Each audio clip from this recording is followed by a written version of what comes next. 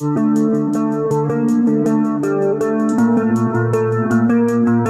accueillons Annabelle qui est de passage à la MFR de la Clette. Bonjour Annabelle. Bonjour. Pouvez-vous citer quelques associations loi 1901 ?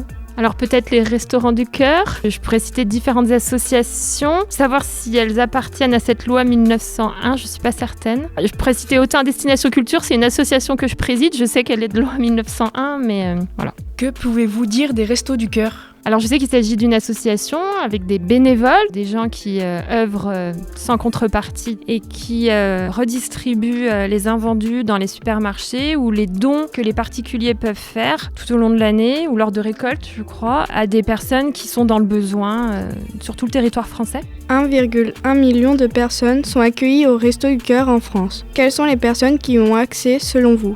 Alors je pense que les personnes qui ont accès au Restos du Cœur, c'est les gens les plus défavorisés, financièrement parlant, donc qui ne travaillent pas ou à temps partiel. Je pense aussi aux parents, aux mères célibataires, j'imagine. Des gens qui sont dans des situations précaires. Et plus d'1 million, c'est beaucoup trop en France. D'après vous, que serait-il nécessaire d'améliorer dans cette association pour aider un peu plus les bénéficiaires ? Alors je connais pas suffisamment les Restaurants du Cœur pour pouvoir expliquer ce qui pourrait être amélioré, mais je pense que peut-être la communication, les gens ne savent pas à quel point il y a des gens en fait qui passent régulièrement au Restaurant du Cœur. Si c'est plus d'1 million de personnes, peut-être qu'avec davantage d'informations auprès du grand public, par je sais pas, la radio, la télévision, la presse, les réseaux sociaux, peut-être aussi pour toucher davantage les jeunes. Pour renouveler aussi les bénévoles, on le disait tout à l'heure, ce sont essentiellement des gens retraités qui ont plus de temps aussi, mais les jeunes aussi pourraient donner de leur temps et puis améliorer les collectes, qu'on puisse donner toujours plus. Les Restos du Cœur organisent plusieurs collectes dans l'année. Avez-vous déjà fait un don ? Oui, régulièrement et à Noël. J'ai déjà participé aussi au spectacle des Enfoirés, j'y suis allée. Connaissez-vous les Enfoirés et leur objectif de leur concert ?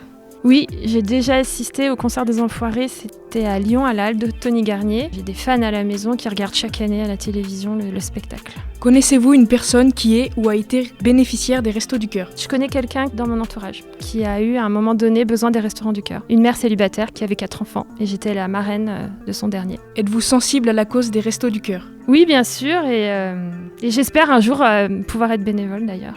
Ça me rappelle qu'il faut pouvoir donner de son temps. Aimeriez-vous vous engager au Restos du Cœur ? Oui.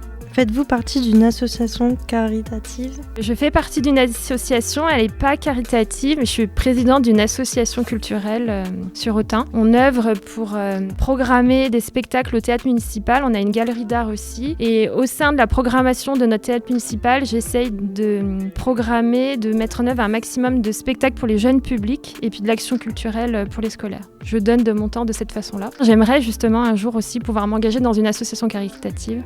Nous remercions Annabelle d'avoir répondu à nos questions. Si nos auditrices et nos auditeurs souhaitent en savoir plus sur les Restaurants du Cœur, rendez-vous sur le site internet restoducoeur.org.